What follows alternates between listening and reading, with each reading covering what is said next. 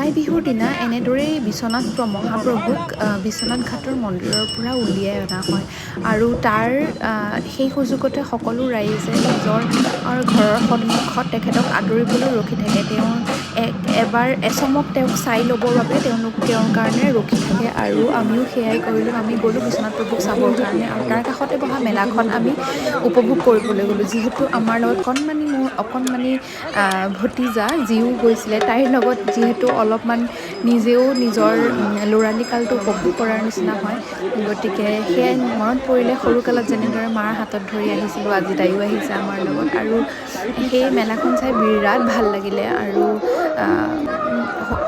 আশা কৰোঁ আপোনালোকেও চাগে আহিছে আৰু চাইছে। যদি কোনোবা অহা নাই প্লিজ আহিব, চাব। মেলাখন জাষ্ট এদিনৰ কাৰণে হয়, চ' আমি দুপৰীয়া সময়ত আহিছিলোঁ, সেইবাবে ভিৰটো অলপমান কম, নহ'লে সন্ধিয়া আহিলে ভিৰ অলপ বেছি হৈ যায় আৰু মই ভিৰত অকণ অসুবিধা পাওঁ। যিহেতু আমাৰ লগত ভতিজা আছিলে, গতিকে তাইৰ বাবে আমি দুপৰীয়া সোনকালে আহিলোঁ আৰু চাই মেলি আমি সোনকালে উভতি গ'লোঁ।